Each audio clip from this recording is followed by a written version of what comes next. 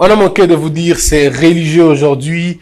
Grande tribune, messieurs et dames, merci de nous suivre. Aujourd'hui, nous parlons religion. C'est vrai, c'est inhabituel, mais désormais, ça va être comme ça. Ça sera le premier numéro de Grande Tribune version religion. On en parle avec mes invités. Messieurs et dames, vous êtes certainement croyants. Il se peut que vous soyez chrétien, musulman, peu importe, mais vous croyez en quelque chose qui dépasse votre vie. Et vous croyez certainement en quelque chose qui peut vous donner la vie ou qui peut vous retrancher la vie. Et c'est de ça qu'on va parler tout à l'heure. Comment reconnaître un vrai serviteur de Dieu? Pas qu'un serviteur, mais un vrai serviteur de Dieu. Comment on fait pour le reconnaître? Avec les yeux humains ou avec l'aide du Saint-Esprit? Et même quand on parle du Saint-Esprit, de quoi s'agit-il exactement? Je reçois le pasteur, docteur de l'église communauté Milice Shalom à Massina, le pasteur Parfait Bopé, il est docteur de la loi, et aussi Patrick Mpezo Zanetti, qui est pasteur de l'église Pont de Grâce. Avec lui, nous allons, et puis au-delà de ça, journaliste, éveilleur de conscience tous les matins, on suit généralement les émissions. Patrick Mpezo Zanetti, comment allez-vous? Je vais très bien, Christian Bossembe. Vous avez omis de mentionner que je suis également enseignant à l'école biblique et théologique. Ah, voilà. Il fallait qu'on ajoute, on ne l'a pas fait. Il n'y a pas de problème. On va revenir à vous. Pasteur Bopé, corrigez si je me suis trompé. Vous êtes docteur de la loi. Docteur Parfait Bopé. Docteur Parfait Bopé. Oui. Alors, vous n'êtes pas pasteur. Vous êtes docteur. Je suis pasteur de fonction. Oui. Docteur de ministère. Alors, je voudrais que l'on se dise aujourd'hui sans tabou de choses. Je commence avec vous, Patrick, un peu Zanetti. Votre rencontre avec le Seigneur, c'était quand, où, comment et qu'est-ce qu'il vous a dit exactement? Ah, ok. Mais ma rencontre avec le Seigneur remonte à la fin des années 90. J'étais encore à l'école secondaire. Et pour la petite histoire, comment ça s'est passé? J'étais à l'école. On avait un enseignant qui est notre enseignant de français. Il aimait bien nous parler des choses de Dieu, la délivrance, tout ça, ainsi de suite. Alors moi, j'ai posé beaucoup de questions. À l'époque, je ne pensais même pas que je deviendrais journaliste un jour aussi, ce qui est mon métier dans le séculier. J'ai lui posé beaucoup de questions. Alors un jour, il devait venir, il devait nous enseigner à la dernière heure. Les amis m'ont dit, ben, pose-lui tes questions là, comme ça il va... Parce que généralement, quand on lui pose des questions, il s'emballe, il oublie les cours. Pose-lui tes questions. Et puis, il n'enseignera pas, on va partir, on est fatigué. Il est arrivé, je lui ai posé des questions, il a commencé à nous parler de son église, tout ça, de ce qu'il faisait, les affermissements qu'il donnait. Et il nous a lancé une invitation. Il dit, mais ceux qui sont intéressés peuvent venir à mon église, ils peuvent suivre les affermissements, ainsi de suite. Et c'est comme ça que nous sommes allés avec un groupe d'amis. Et c'est là que tout a changé. Parce que, bien évidemment, dès mon enfance, j'ai commencé à fréquenter l'église protestante. Je suis né dans une famille protestante, mais ma nouvelle naissance ne s'est pas produite quand j'étais encore conduit à l'église avec ma mère. Donc, j'étais un professant. Hein, j'étais un chrétien professant. J'allais à l'église, mais je n'étais pas encore né de nouveau. C'est donc vers la fin des années 90 que j'ai effectivement rencontré le Seigneur. Et c'est parti comme ça. Et je suis devenu serviteur de Dieu dans cette église. Qu'est-ce que Dieu vous a dit exactement? Le Seigneur, sa volonté, je l'ai connue d'abord dans sa parole. Voyez? Oui, ça c'est générique pour tout le monde. Non, ce n'est pas générique. C'est ça le problème même que nous avons aujourd'hui. Je crois qu'on pourra peut-être en parler. Oui, on en parlera. Mais qu'est-ce que lui, il vous a dit? Lui, qu'est-ce qu'il vous a dit? Comme il est apparu à Moïse, il dit, va. Mais lui, il vous a dit quoi? Non, quand? Où? Non, le Seigneur ne m'est pas apparu comme il est apparu à Moïse. Ah, d'accord. Il ne m'est pas apparu comme il est apparu à Paul. Je n'ai pas vu Jésus comme Paul a vu Jésus. Non, non, non. Ça ne s'est pas passé comme ça. Je l'ai vu au travers des Écritures. Très bien.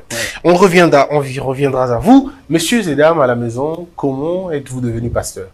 Comment ça s'est passé? Est-ce que c'est Dieu lui-même qui vous a dit ou c'est la parole de Dieu qui vous a dit? Comment ça s'est passé? Je voudrais bien le savoir. Alors, docteur Parfait Bopé, comment vous rencontré Christ? Comment vous l'avez rencontré?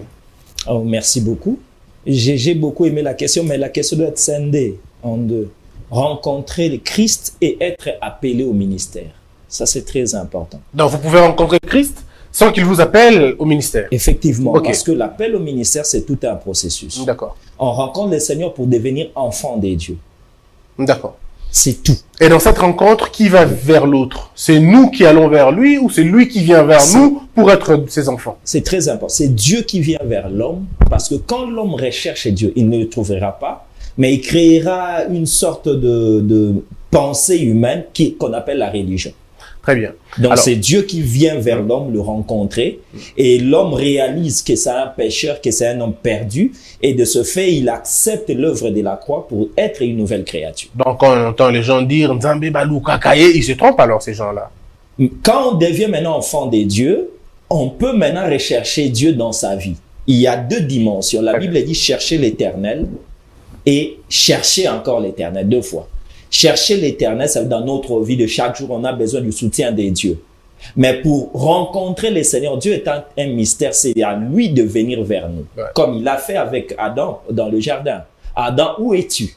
Parce que Adam ne savait pas où était Dieu. Parce que s'il le savait, il aurait sûrement recherché par rapport au problème qui lui était arrivé. Ou comme il a rencontré, comme il s'est manifesté à Moïse, c'est Dieu qui est allé vers Moïse, bien d'autres. Voilà. Effectivement, Dieu en venant vers Moïse, c'est directement pour l'appel. Très bien. Alors, Voilà. et vous, comment vous avez fait? Alors, la rencontre avec Dieu, c'était comment d'abord? Pas pour l'appel, mais d'abord pour être enfant de Dieu. Pour être enfant de Dieu, je vivais une crise sociale dans notre famille. On venait de déménager, on est allé très loin par rapport à mes amis. Ça coïncidait aussi, je venais d'échouer aux examens d'État. C'était une crise personnelle. Mais bien avant cela, il y avait déjà la sémence qui était en moi. En fréquentant quelques églises, mais plus en lisant certains livres. Et un jour, j'ai réalisé qu'au fait, que la vie ne valait plus rien.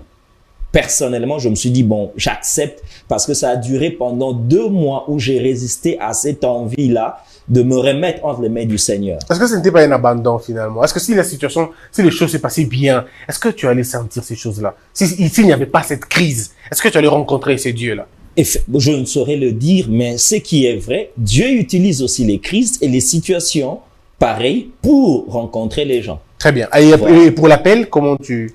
Maintenant, l'appel, c'est 2 ans après. C'est en étudiant la parole, en développant un certain fardeau et en étant guidé par les aînés qu'on réalise l'appel. Très bien. Voilà. Mesdames et messieurs, les pasteurs. Et moi, je vais essayer de poser toutes les questions que vous vous posez à la maison certainement. Pasteur Pezo, pasteur Bopé, vous allez comprendre, je ne serai vraiment pas comme ces fidèles de vos églises. Je poserai des questions qui vont peut-être vous embarrasser, mais vous supporterez. C'est normal, c'est une tribune. Très bien, parce qu'après, il y a des grandes questions d'ailleurs. Patrick Pezo Zanetti, je reviens à vous. Et si c'était faux? Et si Dieu n'existait pas? Et si tous on était en train de nous tromper? Et qu'en réalité, la dernière vie, c'est celle qu'on vit maintenant? Et si la Bible n'était qu'un livre des historiens hébreux, hébraïques, je sais pas moi, comment on dit, hein, israélites et tout le reste, et si c'était faux tout ça? C'est une supposition, mais qui n'arrivera pas. Qui n'arrivera pas parce que Dieu est vrai, Dieu est réel, sa parole est vraie, sa parole est réelle.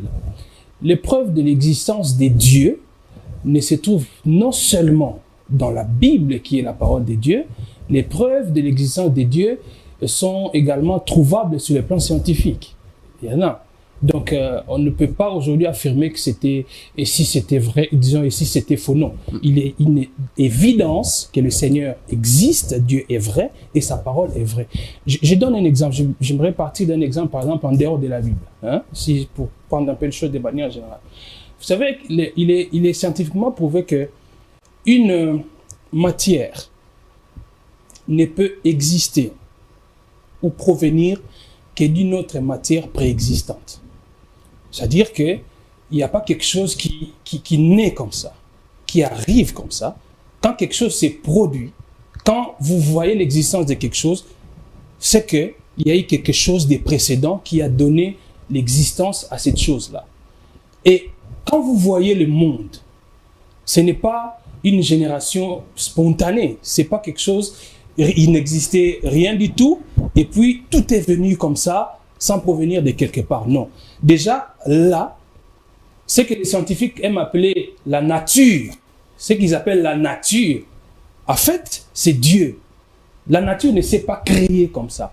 Tout vient de lui. Vous voyez un peu, tout vient de lui. Et si la Bible était fausse? Non. Et si la Bible n'était qu'un prétexte? Non, la Bible n'est pas fausse, la Bible n'est pas un prétexte. Déjà, quand vous regardez l'histoire de la Bible, tout le cheminement de la Bible, pour que nous ayons aujourd'hui ce livre des livres, hein, quand vous regardez l'histoire, vous voyez qu'il y a quelqu'un qui a protégé ces livres. La Bible est passée par... C'est qui? C'est Constantin, peut-être? Non, je parle de Dieu. Ok. C'est lui qui a protégé sa parole. C'est lui qui a fait que nous puissions avoir cette parole aujourd'hui. Une parole qui a été combattue, qui a voulu, que les hommes ont voulu faire disparaître. Mais comme Christ l'a dit dans sa parole, c'est lui qui bâtit son église. Vous voyez? Donc c'est lui qui est le constructeur de son église. C'est lui qui protège son église. Et c'est ce qu'on voit de la Bible.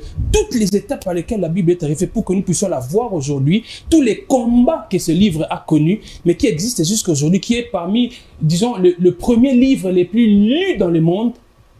Il y a un Dieu derrière. Très bien. Alors, docteur, la même question.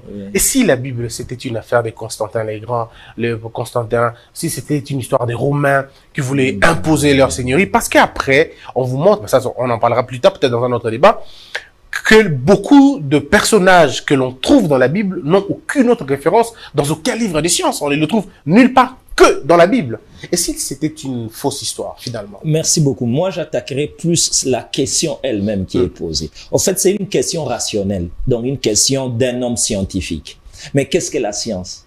La science est basée sur des axiomes, ça veut dire des éléments, des vérités que les gens ont pensées, n'ont pas prouvé, mais ils se sont dit, entendons-nous conventionnellement, on prend ceci d'abord comme axiome. Et de l'autre côté, par la science, l'empirisme de la science. Ça veut dire on fait des observations. À partir des observations, on établit certains principes qu'on se dit c'est universel. Or, pour établir les axiomes, il y a l'axiome premier de tous les axiomes, c'est qu'il y a le créateur du monde, de l'univers. C'est Dieu. Et si on va sur le monde de l'observation, la nature n'a pas témoigné un autre être aussi clairement que Dieu.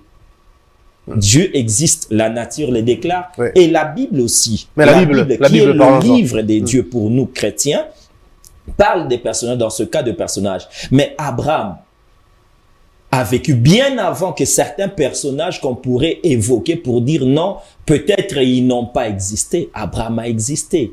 Plusieurs éléments de la civilisation. Moi, je me dis, la science n'aurait pas fait tous ces détours de recherche si elle aurait cru simplement la Bible. Parce que la Bible avait dit bien avant, par exemple, qu'il y avait des déluge et que seul Noé était sauvé au travers de l'arche. Mais les recherches sur le mont Ararat témoignent réellement, il y a les débris de l'arche. Oui, mais pas ici, chez nous, au Congo. Pas à Boudjala, pas à Bolomba. À Bolomba, est-ce qu'ils ont connu le déluge? Est-ce que c'était sur toute la terre? Effectivement. C'est pourquoi je dis que quand on parlera du débat de la Bible, je préfère qu'on en parle un autre jour, parce que là, on va pas se disperser. Alors, je voudrais que l'on commence tout de suite le vif de notre sujet. Docteur, je commence avec vous. Quand nous allons tous à l'église, les gens ont besoin d'entendre quelqu'un qui a des réponses à leurs questions, ou quelqu'un qui peut montrer, ne serait-ce que les schémas. Comment on reconnaît un vrai serviteur de Dieu? Comment on arrive à le reconnaître? Comme le sujet le dit, comment on arrive à le reconnaître? Merci beaucoup. Je commencerai par définir qu'est-ce qu'un serviteur de Dieu. Très bien. Et puis, ouais, d'accord. Qu'est-ce qu'un serviteur de Dieu? Un serviteur de Dieu, c'est celui que Dieu a appelé. Sans témoin, malheureusement. Oui. D'abord, Dieu a appelé. Mais il est vrai maintenant dans deux dimensions. La première dimension, dans son être, Dieu l'a appelé, mais dans la deuxième dimension, dans son fonctionnement. Parce qu'on peut l'être et ne pas continuer à l'être dans son fonctionnement. C'est ce que j'appellerais les vrais, mais travaillant faux. Donc, un vrai serviteur de Dieu, c'est celui que Dieu a appelé. Or, quand Dieu t'appelle, sachant que tu travailleras dans une communauté, Dieu t'a investi de son pouvoir qui n'est pas abstrait, mais qui est démontrable par la parole et la grâce qui l'accompagne, les miracles ou et autres, qui prouvent réellement que c'est Dieu qui t'a mandaté pour réellement faire ce travail-là. Et cela se prouve aussi dans le temps. Ah, n'oubliez pas cela. Mais qui valide le temps? Dieu ou l'homme? C'est l'homme. Dieu est en dehors du temps. La Bible évoque, par exemple, dans le cas de Samuel, il n'y avait pas de prophète. Je prends cet exemple parce que c'est mieux éloquent. Il n'y avait pas de prophète, c'était les temps de juge. Un garçon se lève, il commence à annoncer les choses qui se réalisent. Petit à petit, la Bible ajoutera, c'est alors tout le peuple reconnu que Dieu avait établi Samuel comme prophète. Ça veut dire, pour reconnaître, il y a eu un tas d'observations. Mais Dieu, on observe quoi maintenant? On observe la grâce agissant dans la vie d'une personne. C'est ainsi qu'on peut témoigner, celui-ci est un serviteur de Dieu. Très bien. Avant d'aller dans comment on le découvre, Patrick Pézo, est-ce que vous pensez, pasteur, est-ce que vous pensez que le serviteur de Dieu est celui que Dieu appelle? Mais si celui que Dieu appelle, où sont les témoins? Est-ce que ce n'est pas cette discrétion que Dieu se garde de ne pas dévoiler son plan ou de ne pas dire aux gens, voici tel, je l'ai établi? Est-ce que ce n'est pas ça qui a finalement créé toutes ces impostures et tous ces imposteurs? Le Seigneur, c'est lui qui appelle.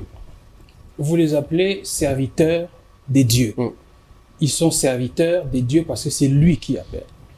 Et quand il appelle, c'est entre lui et la personne qui est appelée. Mais cette personne ne va pas servir le Seigneur en vase clos. Il ne va pas servir le Seigneur dans sa chambre.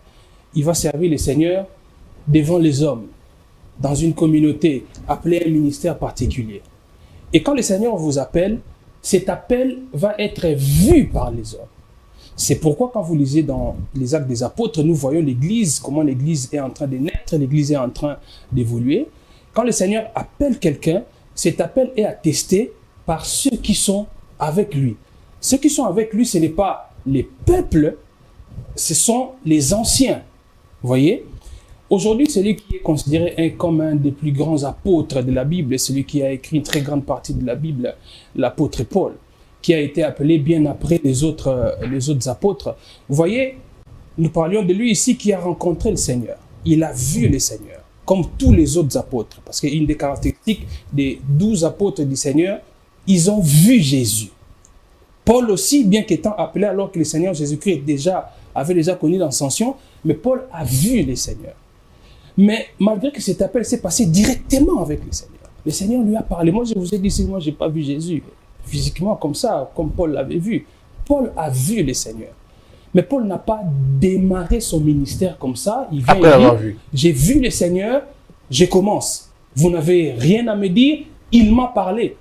Vous allez voir que l'appel de Paul a été attesté par les anciens, attesté par ceux qui ont été appelés avant lui dans les ministères.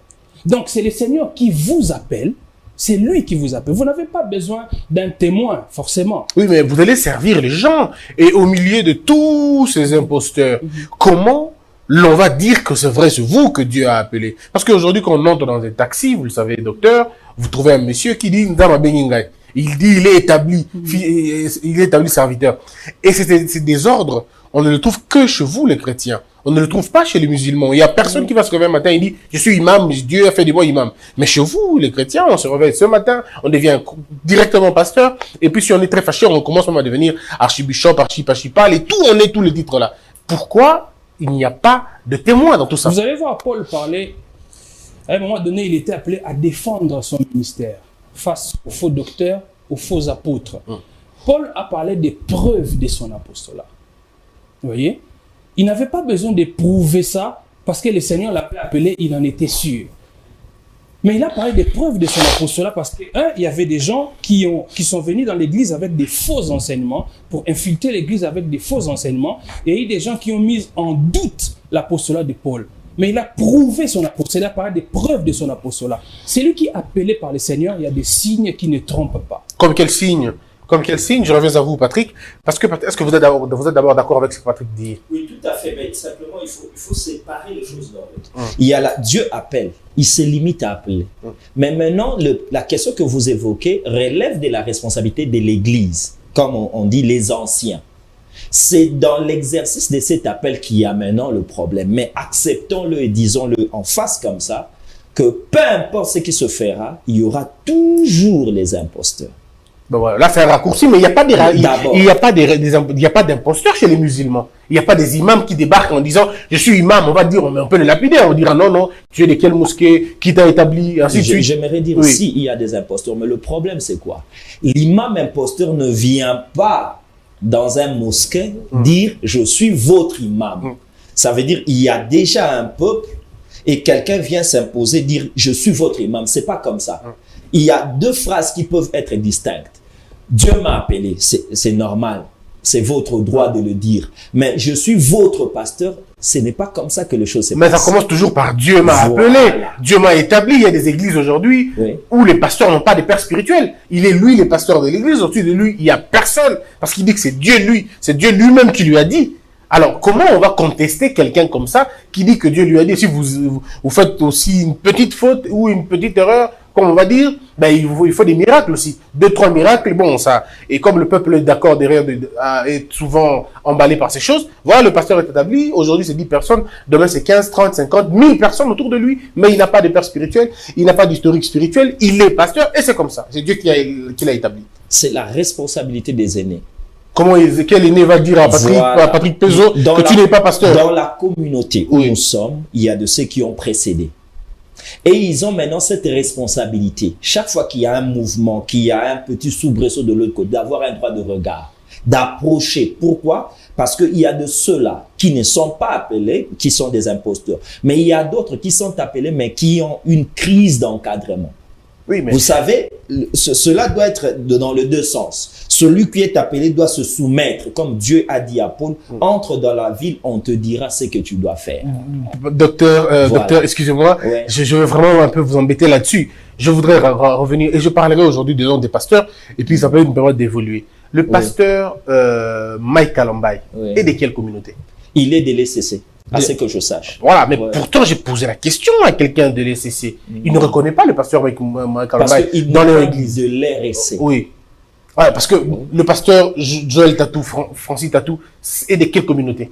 Ah, j'ignore. Voilà, j'ai posé la question à l'évêque, comment il s'appelle, l'évêque de l'église de... Bokondo. Non, Dodo Kamba. Dodo Kamba. J'ai posé la question à Dodo Kamba. Dodo Kamba a dit qu'il ne reconnaît pas Joël Tatou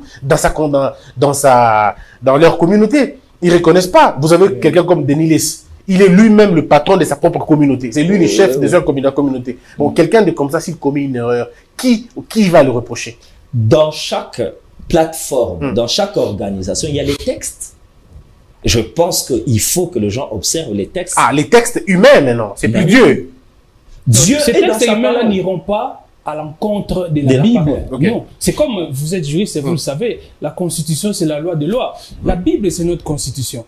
Quand il y a la loi électorale qui est votée, si cette loi n'est pas conforme à la Constitution, Elle ne passera pas. voilà. Voilà. Donc, les textes qui régissent une communauté doivent être soumis à la Bible. Vous voyez? Si ces textes-là enfreignent la Bible, ce ne sont pas des textes. S'il y a un dérapage chez le pasteur Mutombo, par exemple, qui va reprocher au pasteur Mutombo de quelque chose que ce soit?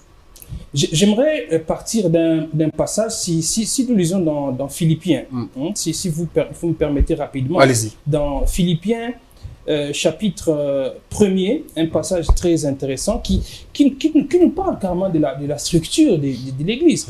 Paul il dit, Paul et Timothée, serviteurs de Jésus-Christ, à tous les saints en Jésus-Christ qui sont à Philippe, aux évêques et aux diacres. À tous les saints, c'est-à-dire les croyants, les chrétiens, aux évêques et aux diacres. Les évêques sont les anciens. Vous voyez, les évêques sont les anciens.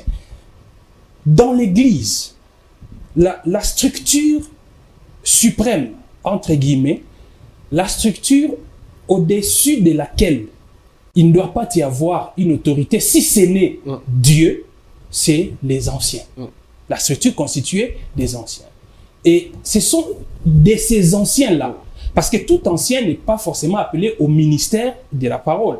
Mais dans les anciens, les seigneurs, il peut appeler un des anciens comme pasteur. Déjà qu'un pasteur, c'est un ancien. Vous voyez? Alors, cette structure-là, qui en principe doit diriger l'Église. Je peux être pasteur. Vous m'avez présenté ici, je suis pasteur à l'église Pont de Grâce. C'est-à-dire, on t'appelle pasteur. Généralement, les fidèles, quand ils te voient, on te présente comme pasteur. Ouais, on t'appelle même daddy. Un peu comme on dit papa. Donc Oui, daddy veut dire papa. Veut dire papa. Oui, Père. daddy, paille, tout ça. On donne à ça une connotation un peu négative, mais en réalité, ça veut dire seulement papa. Mais ils aiment ça beaucoup. Hein. Oui, Ouais. c'est ça, justement. Ils aiment ça beaucoup. Donc, les collèges des anciens, les décisions de l'Église doivent passer par les collèges des anciens. Vous pouvez être prophète, apôtre, docteur, c'est vous qui êtes le responsable numéro 1 de l'Église, mais si vous commettez une erreur, si vous commettez un acte qui mérite d'être sanctionné, ce sont les anciens qui doivent vous sanctionner. Mais pour ça, c'est textuellement. Mais dans la pratique, on sait que ça ne se fait toujours pas. Le problème, moi, je pense que c'est lequel? C'est que, en parlant, s'il a fauté quelque part, oui. Est-ce que quand quelqu'un a fauté, nécessairement, il faut qu'il y ait une sanction publique? Point d'interrogation. Bon, ça dépend de quelle faute. Il y a toute une panoplie de sanctions. Mais avant les sanctions, la Bible dit, il y a d'abord que, si tu vois ton frère dans le mal, va le voir. Vous savez, Paul, en venant dans les Seigneurs, il est venu après Pierre. Mais dans Galates 2:11, il dit, lorsque je vis que sa démarche n'est corroborée pas avec les textes, je l'ai résisté en face. Aussi longtemps qu'il y aura d'abord cette approche-là, où si je vois mon frère dans le mal, je l'approche pour lui dire, papa, mon frère, ainsi de suite, ceci n'est pas bien. Ça va d'abord résoudre beaucoup de problèmes. Deuxièmement, je peux associer d'autres personnes et à la fin, c'est alors le collège apostolique où les anciens pourront intervenir pour sanctionner. Mais là, vous parlez dans une église. Vous ne parlez pas dans la communauté des, entre guillemets, des enfants de Dieu, parce que docteur, regardez, vous et les pasteurs, Patrick, peut-être que si on y va un peu plus loin, vous ne croyez pas au même Dieu. En fait, peut-être vous croyez au même Dieu, mais pas de la même façon. Peut-être que chez vous, les femmes ne s'habillent pas en pantalon. Peut-être que chez lui, c'est comme ça. Peut-être pour vous, Christ est Dieu et lui, il n'est que fils de Dieu. Est-ce que... Non, seulement Christ est Dieu. Non, je sais que c'est un exemple, mais ça m'embarrasse que ces côtés-là viennent de...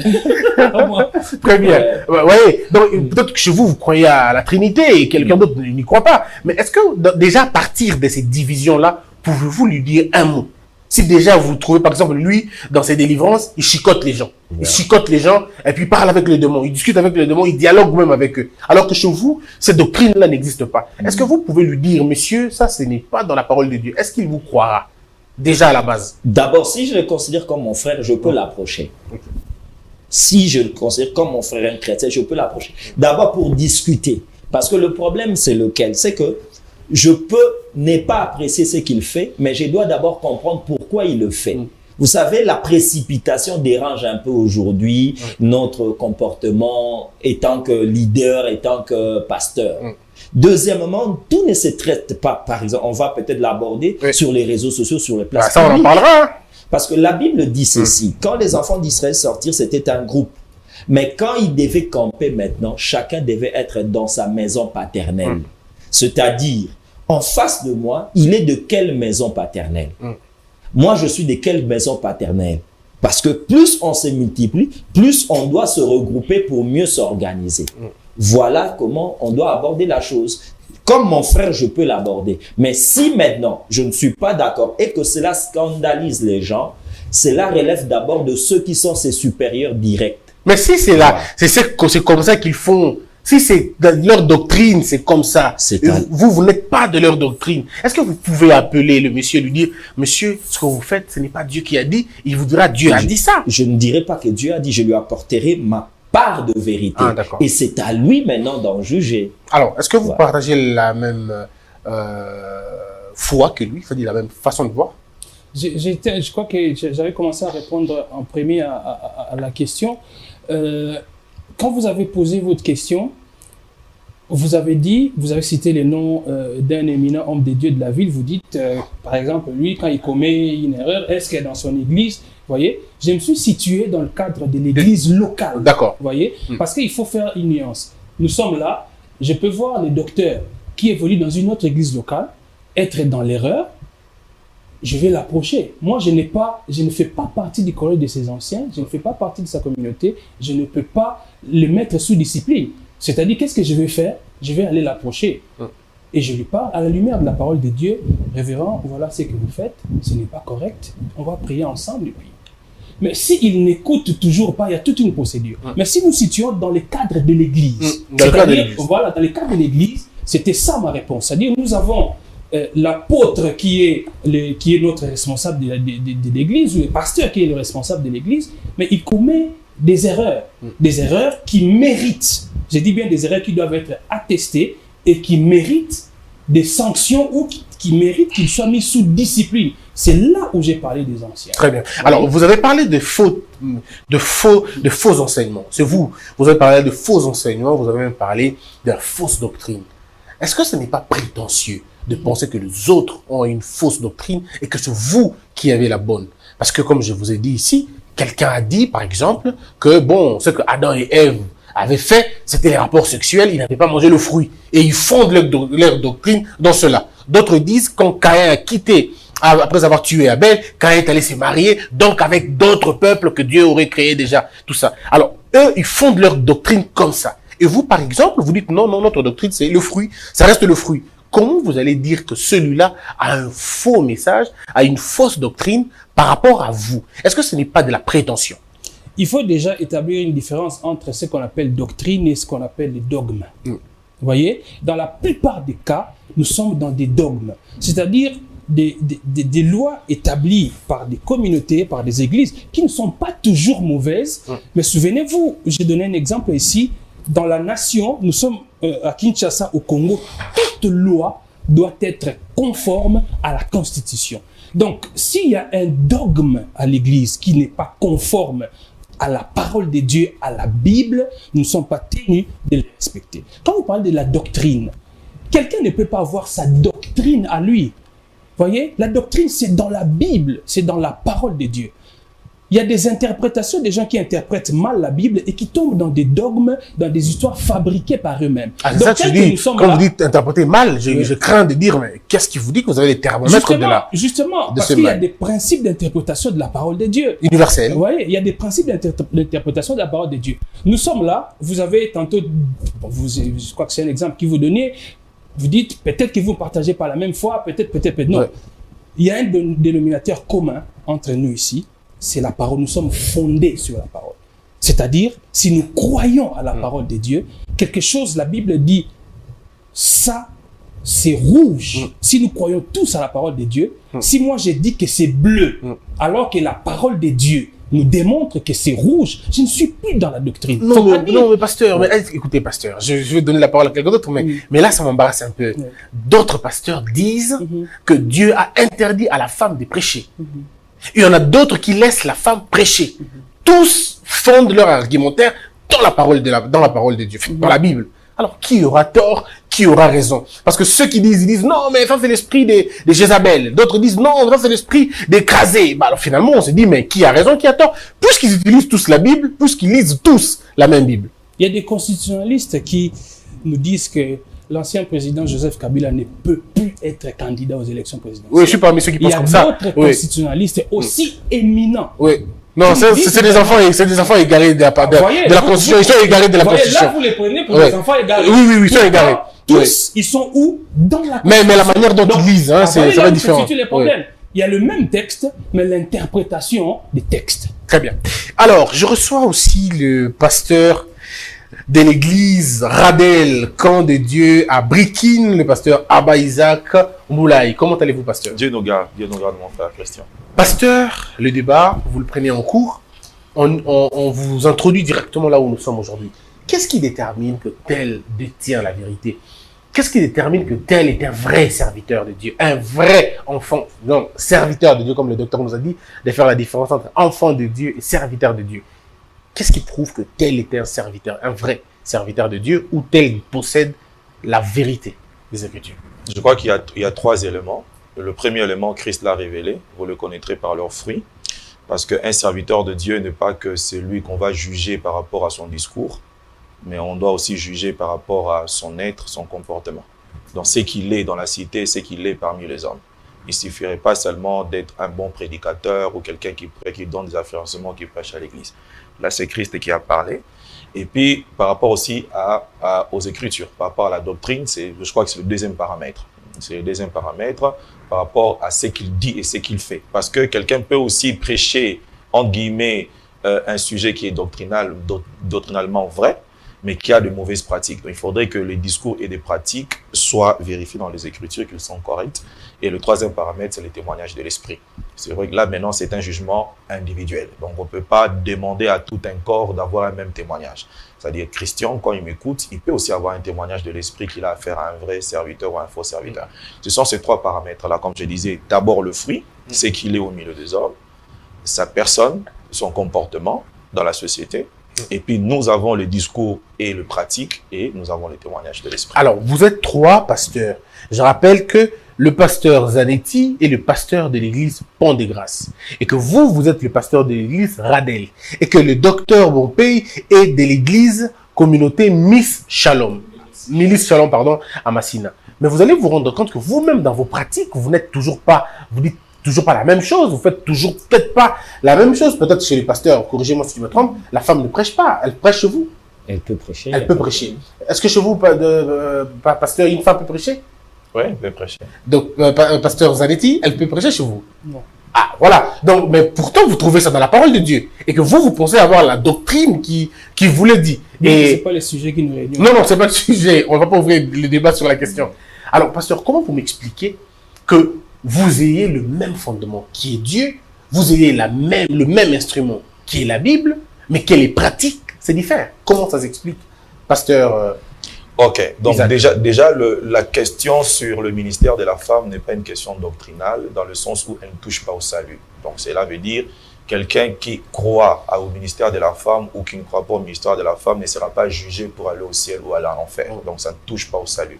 C'est une question de conviction et de révélation personnelle. Donc nous mettons le ministère de la femme dans le package, là où Paul dit que ce qui nous divise, on peut mettre ça à part, évoluer d'abord dans ce qui nous réunit. Donc il sait qu'on peut se diviser sur des choses qui ne sont pas très fondamentales par rapport au salut. Ça peut arriver qu'on se divise sur des choses, mais qui n'ont rien à voir sur le salut. Le fait que tu crois en Christ, tu es une foi monothéiste, tu crois à Dieu, tu crois que Christ est le médiateur entre Dieu et les hommes, tu crois en l'œuvre rédemptrice, tu crois au Saint-Esprit, au ministère du Saint-Esprit à l'Église, tu crois à la sanctification qui est un élément capital pour voir Dieu, donc c'est-à-dire et la paix avec tous. Si déjà tu crois à ces 4 éléments, nous croyons quand même qu'on peut faire route ensemble, même si certaines choses diffèrent. Mais le même apôtre Paul a demandé à la femme de se taire à l'église. Oui. Déjà l'interprétation de ces textes est très contextuelle. Hein, il faut le savoir. Il parle à une église. Lorsque vous lisez par exemple le livre d'Apocalypse, le Seigneur Jésus-Christ lui-même parle à 7 églises. Vous allez voir que dans les 7 églises, il ne se présente pas de la même manière, d'abord. Quand tu lis Pergame, Laodicée, Philadelphie, Smyrne, il ne se présente pas de la même manière alors que c'est le même Christ. Deuxièmement, tu vas voir qu'il ne fait pas des mêmes types de reproches. Dans chacune des églises, il y a des types de reproches qu'il fait. Et vous allez voir aussi que même le promesse aussi, c'est différent. Donc ça peut arriver que la révélation de Christ que celui de Pergame a n'est pas la même révélation de Christ que Smyrne a. Mais à la fin de tout discours, lorsque vous lisez le livre de l'Apocalypse, à la fin de tout discours, le Seigneur disait toujours que celui qui a les oreilles entend de ce que l'Esprit dit aux églises. C'était une manière de dire que ce que je vous ai dit n'est pas tout de moi. J'ai aussi dit à Christian, c'est que je suis, que toi tu ne connais pas. Mais qui ne peut pas rentrer en contradiction. Non, ça ne se contredit pas. La révélation de Christ ne peut pas se contredire. Docteur Bompey, la même question. Je lirai un texte qui dit simplement ceci, 1 Corinthiens 11, 16. Car il faut qu'il y ait aussi des sectes parmi vous. Il est catégorique. Ça, c'est Paul qui le dit. Il faut qu'il y ait des sectes aussi parmi vous, afin que ceux qui sont approuvés soient reconnus comme tels au milieu de vous. Tant que nous sommes sur cette terre, nous ne serons pas dans un communisme spirituel. La liberté que nous avons dans l'esprit, ainsi que les âges spirituels de chacun, font qu'il y ait certaines divergences dans nos points de vue. Très bien. Voilà. Alors, pasteur Zanetti, est-ce que vous avez un mot à dire? Sinon, nous enchaînons. On peut enchaîner. Très bien. Revenons sur la question des scandales, pasteur Zanetti. Les enfants de Dieu, il y en a qui sont scandalisés. Parce que tout le jour, comme quelqu'un m'a fait rire, mais c'était une blague, mais ça m'a fait rire aussi. Il dit, Église à Congo, comme le rôle de Ponga Mamongo, tous les jours, il y a problème. Tous les jours, il y a problème. Il ne se passe pas 2 jours sans qu'il y ait un scandale. Si un pasteur ne promet pas les Satan 2, en tout cas, un autre va sortir certainement une bombe atomique qui va déranger les gens. Aujourd'hui, ce scandale, est-ce que c'est le fruit du diable qui attaque l'Église? Est-ce que c'est Dieu qui finalement révèle le faux dans l'Église, ou est-ce que c'est un système qui s'effondre pour marquer le début d'une autre époque? Je crois que les problèmes que nous sommes en train de vivre dans notre Église, parlons de l'Église du Congo, c'est un problème symptomatique. C'est une crise de l'Évangile que nous sommes en train de vivre dans notre Église. Petit à petit, si on ne prend pas garde, on est en train de de sortir Christ de son Église. C'est une figure de style. C'est-à-dire que Christ n'est plus au centre de son Église, au centre de notre prédication. Paul a dit dans 1 Corinthiens chapitre 15, il dit « Je vous rappelle, frères, l'évangile que je vous ai annoncé, que vous avez reçu, dans lesquels vous avez persévéré et par lesquels vous êtes sauvés, si vous le retenez tel que je vous l'ai annoncé, autrement, vous auriez cru en vain. » Aujourd'hui, l'évangile de Christ est devenu comme l'ABC du christianisme. C'est-à-dire, on commence avec ça, mais on peut poursuivre avec autre chose. C'est-à-dire, il a cru, il a reçu Christ, c'est bon. Après, on peut lui montrer autre chose. On peut lui montrer de la motivation, du coaching. On peut lui mais montrer tout ça, j'allais parler de la motivation et du coaching. Hein. Or, l'évangile de Christ, ce n'est pas l'ABC du christianisme. L'évangile de Christ, c'est les A à Z du christianisme. Vous voyez? Donc, c'est cette crise-là que nous sommes en train de vivre aujourd'hui et nous en payons les conséquences. L'évangile de Dieu est amplement suffisant parce qu'il est la puissance de Dieu pour le salut de quiconque croit. C'est-à-dire si vous croyez à Christ, vous êtes né de nouveau, c'est par cet évangile-là que vous allez grandir. Vous allez avoir votre croissance jusqu'à vous retrouver au ciel. C'est-à-dire, je n'ai pas besoin qu'on me prêche autre chose que Christ. Je n'ai pas besoin qu'on me prêche mes talents. Non. Non pas que les talents soient mauvais. Non. Mais l'évangile doit être la première chose, la deuxième, la troisième et la dernière chose. Alors, vous êtes directement contre tous ces pasteurs qui aujourd'hui, pour séduire le public, se transforment en de motivateurs, en de coaching. Parce qu'on ne croit pas à la puissance de l'évangile. Oui, ils parlent aux femmes, comment les femmes doivent se comporter à la maison, tantôt comment les filles peuvent garder leur mariage, et c'est que ça, jusqu'à la fin. Nulle part où une prédication d'1 heure du temps, le nom de Christ a été cité.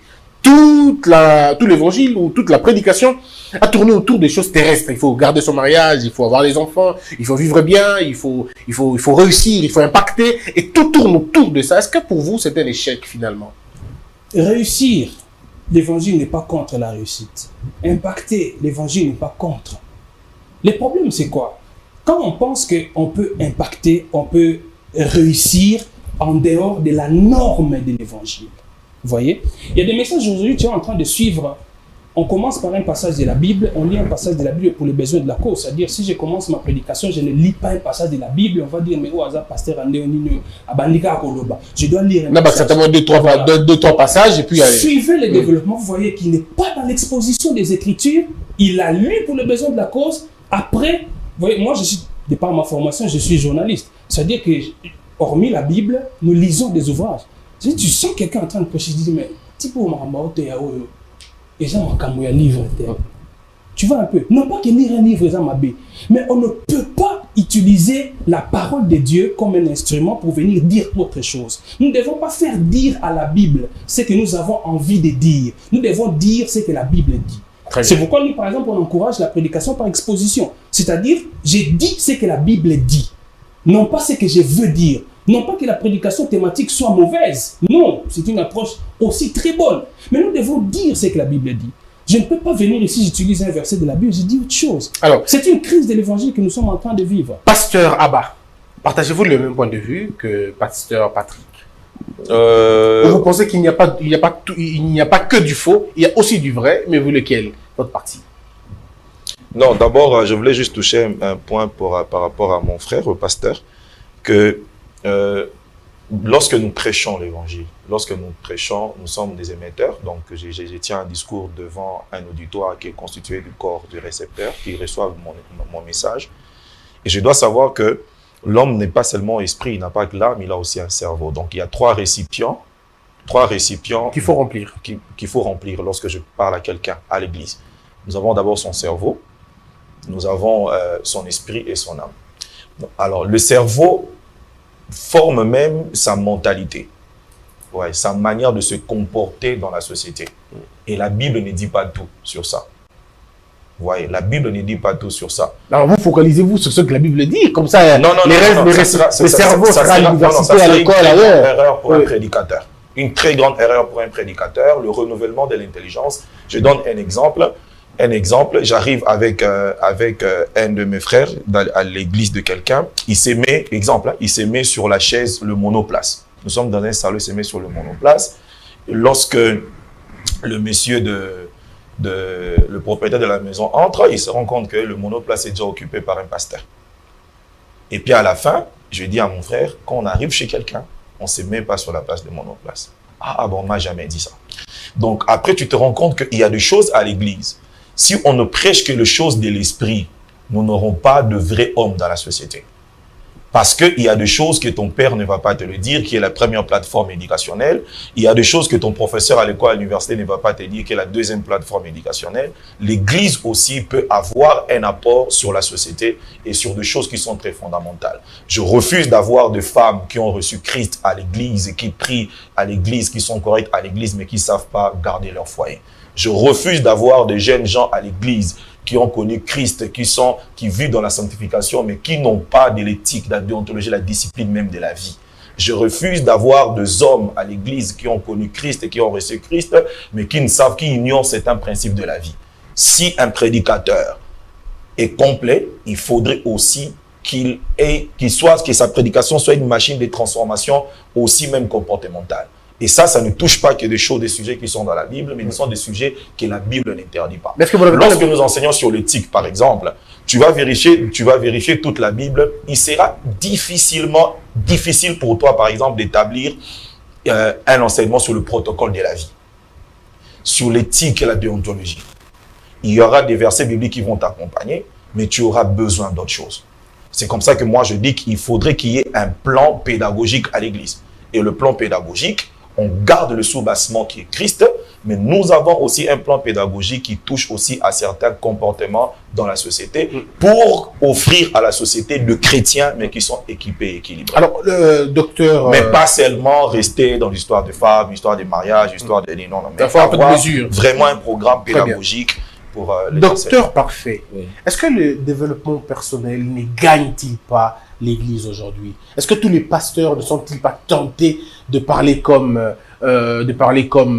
Rossley, de parler comme Voltaire, de parler comme Machiavel? On a même l'impression que l'Église aujourd'hui, c'est des noms, il y a un véritable festival, un pasteur qui va venir, vous citez 7 auteurs américains, 15 auteurs allemands, 15 suédois, mais à la fin, Christ est cité deux, trois fois. Est-ce que on veut impressionner les gens que vous avez fait des études, ou nous voulons marquer les esprits en leur apportant la vraie parole de Dieu? Oui, je suis tout à fait d'accord. J'aimerais commencer à dire, aujourd'hui, l'Église est devenue l'actualité des scandales. Je dirais, moi, je ne partage pas totalement cela. Je dirais simplement, aujourd'hui, la publicité des scandales est au maximum. C'est la publicité des scandales et non les scandales. Mais on ne fait pas la publicité de ce qui n'existe pas. On ne fait que la publicité de ce qui existe déjà et ce qui va en plus. Depuis longtemps. Oui. Vous savez, on pourrait parler de plusieurs milliers de personnes victimes de la pédophilie pendant la Deuxième Guerre mondiale. Oui. Des milliers. Aujourd'hui, je ne pense pas qu'on compterait des centaines de cas de pédophilie avec des pasteurs. Enfin, les hommes d'église. Il y en a beaucoup, hein. Il y en a beaucoup. Vatican a ouvert un dossier, mais c'est terrible, c'est scandaleux, quoi. Pas des milliers. Oui. Donc, c'est la publicité. Ça, c'est un point à épingler. Donc, les réseaux sociaux, le média font aussi ce travail. Mais deuxièmement, c'est vrai. Le problème, c'est que l'humanisme cherche à chasser le christianisme dans l'Église. L'homme devient tellement assoiffé de sa vie sur terre qui accuse aussi une certaine carence dans l'exposition de l'Évangile, parce que l'Évangile répond à l'âme, touche l'esprit. Et ceux qui viennent au Seigneur maintenant sont récupérés pour être transformés en de bons citoyens. Ainsi, l'Église reprend son rôle d'éducateur social. Mais on éduque qui socialement? D'abord les personnes repenties. Le chrétien. Donc, quand le païen vient à l'Église, et nous, peut-être de notre côté, nous ne sommes pas assez forts pour remettre sur le plan fondamental l'Évangile, on aura alors, au travers des messages sur le leadership, la motivation, on aura de païens bien éduqués, mais qui iront en enfer. Donc, aujourd'hui, je suis d'accord que l'accessoire est en train de prendre assez d'ampleur sur le fondamental. Le fondamental, c'est d'abord l'évangile pour transformer le païen en chrétien, qui du reste peut être bien éduqué ou pas, mais après, il faut prendre en compte ces éléments de sa vie sur terre. Très bien. Voilà. Alors, je voudrais qu'on évolue directement. Je vais vous permettez de lire un passage rapidement. Oui, allez-y. Parce que C'est après... pour compléter ce que les hommes de Dieu ont dit. Dans 1 Corinthiens chapitre 2, je vais commencer au 2e verset, la Bible dit « Car je n'ai pas eu la pensée de savoir parmi vous autre chose que Jésus-Christ et Jésus-Christ crucifié. Moi-même, j'étais auprès de vous dans un état de faiblesse, de crainte et de grands tremblements, et ma parole et ma prédication ne reposaient pas sur les discours persuasifs de la sagesse, mais sur une démonstration d'esprit et de puissance, afin que votre foi fût fondée non sur la sagesse des hommes, mais sur la puissance des dieux. » L'évangile est la puissance des dieux. Tout est dans l'évangile. Très bien. Aujourd'hui, j'ai envie de poser la question aux éminents pasteurs. Qu'est-ce que vous faites aujourd'hui que les païens ne font pas? Ça commence un peu à embêter. Qu'est-ce que vous faites que les païens ne font pas? Vous divorcez comme les païens. Vous devenez violent dans vos foyers comme les païens. Vous trichez comme les païens. Vous corrompez comme les païens. Vous mentez comme les païens. Quand je dis mentir comme les païens, l'évêque Dodo Kamba et monsieur l'abbé Chollet, un d'entre eux a véritablement menti. Mais aujourd'hui, pour des raisons de ma vie, je ne saurais pas dire lequel a menti. Mais les deux que vous voyez sur les images, l'un d'entre eux a menti. Un a dit, on nous a chassés, et l'autre a dit, on ne nous a pas. Je ne vois pas l'abbé Chollet, je vois... non, il y a l'abbé Chollet qu'on montrera plus tard. L'un a menti et l'autre a dit qu'il n'a pas menti. Nous avons des audios des femmes des pasteurs. Je parle de Madame Peignel, je parle de la femme du pasteur Joël Tatou, qui disent clairement qu'on a été violenté, que le pasteur m'a tabassé, j'ai perdu ma grossesse, le pasteur m'a bastonné. Alors la question qu'on se pose, je veux la poser tout de suite, qu'est-ce que vous faites encore que les païens ne font pas, pasteur Zanetti? Vous voyez, quand vous lisez Matthieu 5, sauf erreur de ma part, le Seigneur, dans ce que nous appelons sermon sur la montagne, les béatitudes, ça part de Matthieu 5 jusqu'à Matthieu chapitre 7.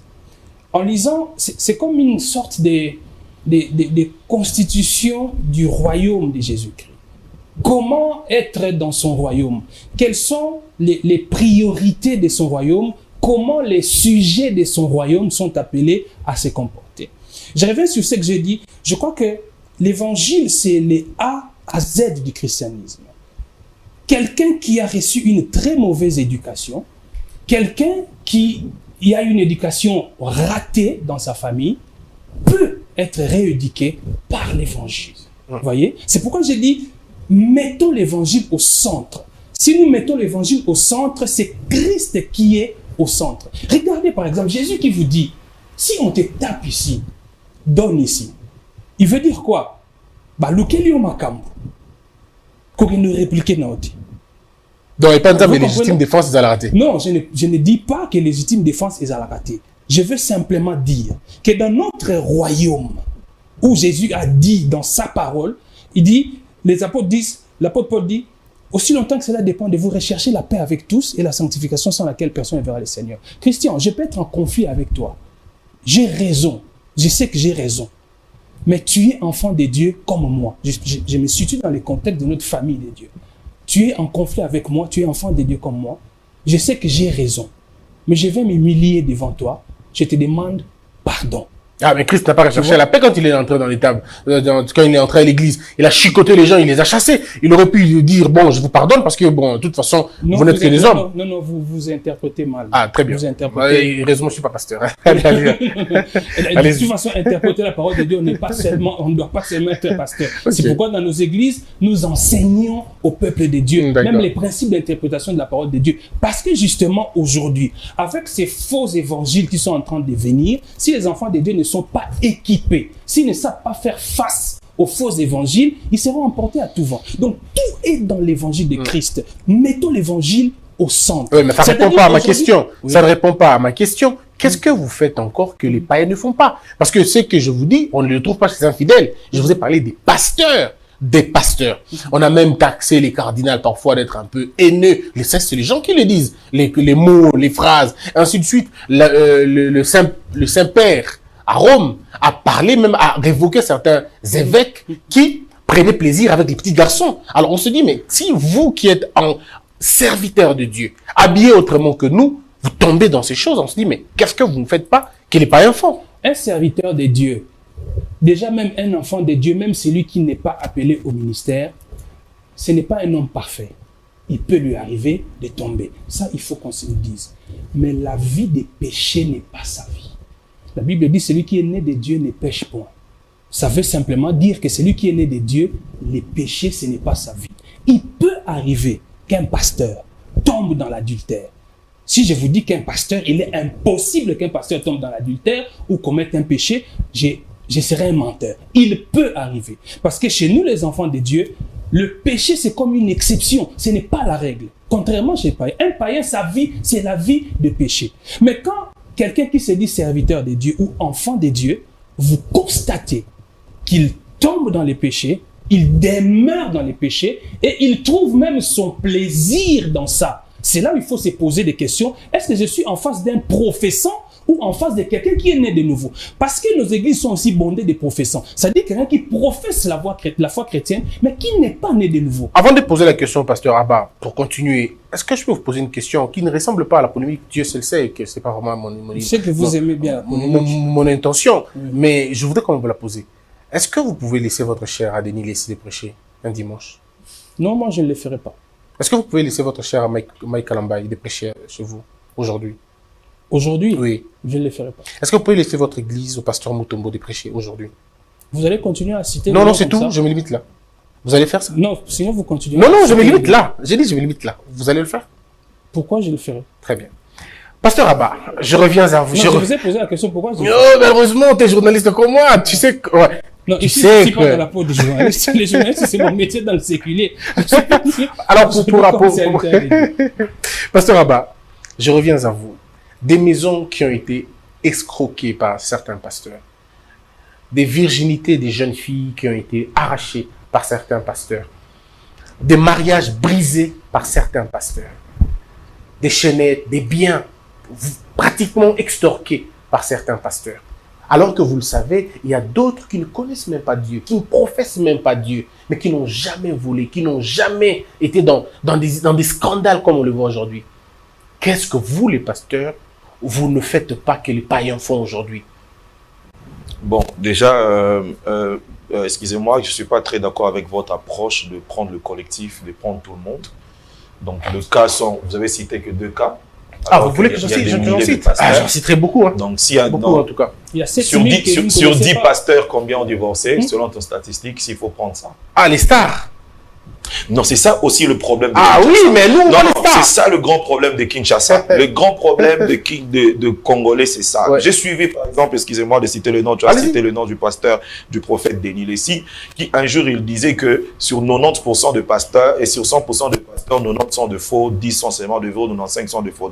Je me suis dit, sur quelle base des éléments pour arriver à ce Mais il a résultat-là? répondu à cette question. Il a dit qu'il J'ai- connaît non, non. il connaît beaucoup de pasteurs. Et de pas tous ces possible. pasteurs qu'il Non, connaît, non, c'est pas possible. Le personne n'est dans le vrai aujourd'hui. Non, le grand problème que nous Lui, se avons... situe où? Dans le vrai. les Non, non, Dans le non, vrai. non. Lui, se situe dans les vrais. Oui, dans le Et- vrai. Donc, il est dans les 10%. Oui, dans les 10%. Parce que lui dit qu'il a dit la vérité, au fait. Oui, Que vous ne dites pas. le grand problème que nous avons ici au Congo, c'est lequel? Et pasteur, que celui qui est célèbre. Et Malheureusement. pasteur, celui qui a une grande église. Oui. C'est ça le grand problème. Or, le pasteur non célèbre sont plus nombreux que le pasteur célèbre. Et parfois très efficace aussi. Oui, et très sérieux. Le En pasteur... attendant qu'ils deviennent des stars, ils sont tous Non, non, sérieux. tout le monde n'est pas appelé à devenir star. Être star, c'est l'argent. Combien de pasteurs sont stars aujourd'hui par le média? C'est le média qui a fait leur célébrité. Ouais. Et si le média fait la célébrité de quelqu'un, c'est que c'est l'argent qui a été payé. Donc, il a pris dans sa politique managériale de marketing de son ministère, il a mis de l'argent pour passer à la télé. Donc, sa célébrité, ce n'est pas Dieu qui lui a donné, c'est lui-même qui a payé la télé, il a misé dans le média et il est connu aujourd'hui. Donc, il ne faudrait pas qu'on classe ceux-là comme de pasteurs et ceux qui ne sont pas connus comme de non-pasteurs. Deuxièmement, les pasteurs qui ont de petites églises sont plus nombreux que les pasteurs qui ont de grandes églises. Alors, ça sera pas correct de juger le collectif, la corporation, comme échantillon de pasteurs connus et de pasteurs qui ont des grandes églises. Mais c'est des témoignages, pasteur. Voilà, j'ai reçu Thomas Lecoffé ici sur ce plateau. Je l'ai reçu, je lui ai posé la question, est-ce qu'il a encore confiance aux hommes de Dieu? Il dit, en tout cas, à ce jour, je n'ai pas confiance à certains hommes de Dieu. Il dit, à la majorité, en tout cas, plusieurs pasteurs, je n'ai plus confiance. Monsieur Papa Thomas Lecoffé, je suis désolé que tu donnes une telle réponse. Parce que tu es aussi homme de Dieu. Moi, j'ai des serviteurs de Dieu ici au Congo que j'estime être sérieux et corrects. Pourriez-vous citer 2, 3? Je cite d'abord mon pasteur. Comment il s'appelle? Il s'appelle Louis Mba. Je cite mon pasteur qui s'appelle Boboy. Je cite moi-même Abba Isaac. Je le cite, je peux pas marcher les mots. Pourquoi je le dis et je prie le Seigneur qui nous garde. Hein. Ils sont nombreux. Ils sont nombreux dans cette ville. Je prie que le Seigneur nous garde. Qu'est-ce qui fait la différence alors entre ceux j'ai mis dans mon bureau, ceux qui tombent aujourd'hui? C'est la miséricorde de Dieu ou l'éducation, comme Patrick Zanetti l'a dit? Dans mon bureau, par exemple, j'ai des symboles. J'ai mis mon pasteur, le pasteur Louis Mba, et j'écris intégrité. Parce que pour moi, c'est un modèle d'intégrité. Je connais cet homme. C'est un modèle. Je ne dis pas qu'il est parfait. Mais Dieu sait mon regard vis-à-vis de cet homme. C'est un homme intègre. Ouais. Alors, je ne peux pas accepter que quelqu'un dise dans la ville qu'il n'y a pas des hommes sérieux. C'est parce que tu ne connais pas mon pasteur. J'ai pris la photo de mon pasteur, Papa Boboy. J'écris humilité. C'est pour moi un modèle pour un homme de Dieu humble. Ce sont des modèles. Peut-être tu ne le connais pas, mais ce sont mes modèles en termes d'intégrité et d'humilité. Pour ne citer que eux. Moi, je crois qu'ils sont nombreux dans cette ville des hommes de Dieu, intègres, sérieux et corrects. Ils sont nombreux. Alors, on ne peut pas prendre le scandale de certains qui sont connus ou qui ont de grandes églises pour prendre cet habit et mettre ça sur la corporation. Donc, je n'ai jamais été d'accord quand les gens jugent l'église par rapport aux pasteurs connus. Le vrai problème de notre église, c'est là où l'église se situe, la cartographie de l'église. Et dans la cartographie prophétique, où est-ce que l'église du Congo se situe? Je le vois dans Juge chapitre 21, verset 25. La Bible dit, à ces temps-là, il n'y avait point de roi en Israël, chacun faisait ce qui lui semblait bon. C'est là où l'église du Congo se retrouve. Nous n'avons pas une autorité. Alors, quand déjà dans une corporation ou dans une génération, vous n'avez pas une autorité de régulation ou de sanction, c'est fini. Tout le monde va faire ce qu'il veut. C'est comme ça aujourd'hui, n'importe qui peut se réveiller pour devenir pasteur, n'importe qui peut se réveiller pour... Mais vous avez des confessions. Vous, votre église, de je ne parle pas des confessions, c'est encore une erreur. Votre église, dans quelle confession? Attends, papa Christian, c'est encore une erreur. Le père d'une génération ne sont pas le père de confession religieuse. Ce n'est pas quelque chose de structurel. C'est quelque chose de probité morale. On te prend pour un modèle sans que je sois dans ta confession. Je n'ai pas besoin d'être dans ta confession pour que tu sois mon modèle. Aujourd'hui, il y a des pays que je ne vais pas citer, des peuples que je ne vais pas citer. Il y a des pères, quand il dit Christian, je ne veux plus attendre ce que tu dis là, à la télé. Tu exécutes. Il n'est pas de ta communauté parce que nous reconnaissons que cet homme comme une voix autoritaire au milieu de nous.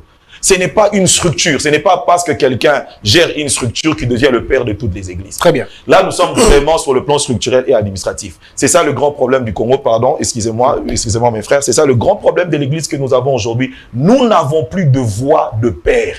Comment est-ce que... Je donne un exemple. Je vais donner l'exemple. Le pasteur parlait de Mike Kalamba. Vous avez posé la question de Mike Kalamba. Moi, père dans cette nation. Moi, me connaissant, père dans cette nation. Je n'aurais pas besoin que Mike soit de ma communauté ou de ma confession religieuse. Je l'appelle en public comme ma privé pour lui dire, Mike, je ne veux plus te voir à l'église, je ne veux plus que tu passes dans les réseaux sociaux. Pas à l'église? Qui ne vienne pas à l'église? Même pas à l'église, va prier. Ben, il va prier où si vous le chassez de l'église? Mais toi, commencer à... Non, j'ai dit, va prier, va d'abord prier. Et tu dois exécuter. Tu n'exécutes pas, tu verras ce que je dirai sur toi. Moi, père, dans cette église, ce sont des choses que je ferai. Moi, dans cette église, père, tu passes, je suis un culte où c'était diffusé à la télé. Tu reprends un pasteur, je t'appelle pour te dire prochainement que je n'attends plus ça. Et si tu me reconnais comme un père dans cette génération, tu vas exécuter. Mais le grand problème nous avons, on n'a plus ces voix, on n'a pas ces voix-là dans le pays. Mais on n'a pas quelqu'un qui peut dire je ne veux plus attendre ça. Mais est-ce qu'on en avait avant? Est-ce qu'avant il y avait des gens comme ça? Oui, avant il y en avait. Il n'est pas comme Heidi Nabala, tu n'as pas besoin d'être des malam pour l'obéir. Mais il a interdit qui? Parce que les scandales ont commencé. Parce que le pasteur t'a dit c'était pas médiatisé comme aujourd'hui. Ah d'accord. C'est la médiatisation. Pas médiatisé comme aujourd'hui. On connaît des gens où le père pouvait dire Nakangi au ministère. Et puis on constate que tu as séché. Le grand problème est que le voix commence à baisser dans la ville. Nous n'avons plus des autorités. Une corps spirituel qui a l'autorité de réguler et de sanctionner, on n'a pas. Et on commence à se réfugier que dans des confessions et dans des structures d'appartenance. Alors, docteur Parfait, la même question. Est-ce que vous avez l'impression qu'aujourd'hui, il n'y a plus de différence entre ceux qui ne craignent pas Dieu, ceux qui ne servent pas Dieu, et ceux qui servent Dieu? Le mensonge ici, le mensonge là-bas. Je vous donne un exemple pour passer. Est-ce que vous savez qu'il y a des chrétiens qui vont à l'église, ils chantent à la chorale, comme là maintenant, Patrick Pezo parle de ceux qui professent et tout ça, mais ils vont à l'église tous les jours, mais ils trichent à l'école, ils trichent à l'université. On a même vu un pasteur tricher. Je ne le dirai pas parce qu'on peut confirmer l'émission. Un pasteur a triché. On a vu des enfants de Dieu tricher. On a vu des serviteurs de Dieu tricher, même corrompre, même rentrer dans la corruption. Le témoignage de Denis Lissi était accablant. Il a dit que des pasteurs se sont battus quand Kabila les a rencontrés. En sortant, ils se sont donné des coups à cause de l'argent. Mais il a témoigné, personne n'est venu dire non. Il a cité des noms des pasteurs et personne n'a contredit ça. Est-ce que l'on peut comprendre ces choses-là? Merci beaucoup. Je répondrai par la parole. Parce que deux fois, les analyses ont tendance à remplacer ce que Dieu dit. Parce que n'oubliez pas, tout ce qui nous surprend ne surprend pas Dieu. La Bible dit clairement, vous n'avez pas encore résisté jusqu'au sang en luttant contre le péché. Où habite le péché? C'est dans le corps. Et d'une manière très résumée, si vous me demandez qu'est-ce que vous faites des particuliers par rapport aux païens, nous continuons à prier, nous continuons à nous repentir et nous continuons à lutter contre le péché. Voilà ce que nous faisons de différent. Ça, c'est très important. Oui, mais lutter contre le péché, on a comme l'impression, comme Patrick l'a dit tout à l'heure, le pasteur Patrick a parlé des gens qui ont pris le péché comme mot de vie. Ils aiment ça, ils affectionnent. Il faudra alors qu'il y ait des gens qui attestent cela. Parce que souvent, qu'est-ce que nous voyons? On me rapporte quelque chose, on me rapporte la chute d'un frère. Mais je ne l'ai pas approché pour savoir pourquoi, comment, qu'est-ce qui a fait cela, qu'est-ce qui explique cela. Je l'ai écrit, je l'ai dit. Prenons même un exemple simple. J'ai fait un livre où j'écris « Et le diable s'éleva pour m'aider ». L'église dans laquelle nous sommes, cette église a commencé avec les Pierres. Pierre comme un grand leader, mais ce Pierre-là a régné Jésus. Mais le corps des disciples avait une maturité de gérer ce problème. Comment? On reconnaît qu'il a fauté. Il s'est repenti, oui. On le reproche avec nous. À sa place comme leader, la faiblesse de l'un ne lui fait pas ravir sa position dans le corps. Oui, mais ça vous dites bien. Mais vous savez, à la suite des guégués, quand le pasteur Moïse Mbié avait parlé dans sa chanson, les gens ont entendu Guégué alors que lui l'a dit que c'était pas Guégué. Je ne citerai pas les noms de certains pasteurs. Ils ont cassé les CD du pasteur Moïse. Ils ont demandé aux chantres d'oublier les chansons du pasteur Moïse. Aujourd'hui, j'ai posé la question au pasteur Zanetti. Est-ce que vous allez accepter que Mike Kalambaye puisse prêcher chez vous? Il a dit non. Tout simplement, j'ai demandé ça, j'ai posé la même question à Dodo Kamba ou à bien d'autres. Ils ont dit non, pas question, ils ne prêcheront pas. La question, pourquoi? Vous vous dites qu'il faut les appeler, il faut les écouter. Est-ce que vous-même, docteur, avez-vous pris le soin d'appeler le pasteur Momo Kebaye ou bien le pasteur, le pasteur Kalambaye? Ouais, c'est Mike, c'est compliqué. Ouais. Vous avez le Mike Kalambaye. Est-ce que vous avez appelé le pasteur Mouzmbié? Ou même le pasteur, comme l'a dit le pasteur Abba, les pasteurs dont on ne connaît pas, mais qui font quand même beaucoup de fautes aussi. Est-ce que vous êtes déjà arrivé d'appeler un pasteur pour lui dire, tu as fauté, mais parce que je te connais, tu restes dans la position dans le corps, et tu rentres dans la position de leader? Est-ce que vous avez déjà fait ça? Vous allez directement au niveau de la sanction.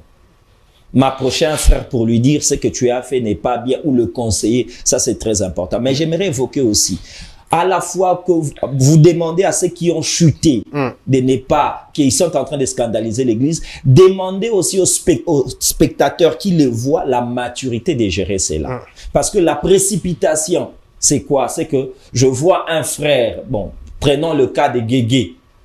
Est-ce que tous ceux qui ont critiqué le pasteur Moïse Mbié à l'époque peuvent reprendre le même discours? Si oui, j'ai dit bravo. Sinon, c'est que c'est eux qui ont fauté dans la précipitation.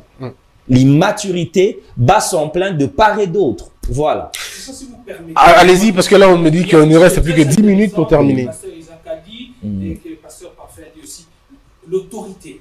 Vous voyez, l'autorité. Paul a résisté à Pierre quand il a vu que Pierre entrait dans une certaine hypocrisie. J'aimerais, sans faire beaucoup de commentaires, lire rapidement ces passages de Galates. Allez-y. Paul dit, mais lorsque Céphas vint à Antioche, je lui résistai en face parce qu'il était répréhensible. En effet, avant l'arrivée de quelques personnes envoyées par Jacques, il mangeait avec les païens et quand elles furent venues, il s'esquiva et se tint à l'écart par crainte des circoncis. Avec lui, les autres juifs usèrent aussi de dissimulation, en sorte que Barnabas même fut entraîné par leur hypocrisie. Yoka verset 14. Voyant qu'il ne marchait pas droit selon la vérité de l'évangile, j'ai dit à Céphas, en présence de tous, Pierre a un colo à Paul, son aîné, d'âge et de ministère. Mais Paul a eu son autorité de l'évangile. Vous voyez, le pasteur là-bas a dit quelque chose, on n'a personne. Est-ce que c'est vrai qu'on n'a personne? On n'a personne. Ce que moi j'aimerais dire. Je voudrais pas poser des questions au déranger. Ce qui pasteur Roland Dalo Benguio, est-ce qu'on auto-saï? Ce qui pasteur Roland Dalo et j'ai un profond respect pour le pasteur, l'apôtre Roland Dalo, mais je ne pense pas que l'apôtre Roland Dalo me demandera quelque chose qui soit contre l'évangile. Non, tu as vu ce qu'il faut fauter. C'est dans le contexte des pasteurs là-bas. Tu as fauté, tu fais une bêtise, mais un supérieur, comme le dit le père, il t'appelle, il te dit, Patrick, est-ce que vous dites? Mais quoi de plus normal, parce que ceux qui ont Moussali à Nzambe, Oyo Bengama, Oyo Bengama na batoté, Oyo Nzamba Benga, parce que nous vivons actuellement aussi une certaine démocratisation de l'appel. C'est-à-dire quelqu'un qui peut avoir la verve oratoire, parce qu'il dit des choses qui plaisent aux gens, on peut les plébisciter comme un homme de Dieu. Il ne faut pas oublier, la Bible dit dans les derniers temps, les gens se donneront une foule de docteurs. C'est-à-dire quelqu'un qui dit des choses qui plaisent à l'oreille, c'est lui qu'on plébiscite. Alobara bien, Makambalobareza bien, on les plébiscite. Le pasteur Dalo, si j'ai commis une bêtise, déjà avant même que le pasteur Dalo ne m'appelle, mon père, qui est son ami, le pasteur Barombala, il ne me laissera même pas prendre la chair.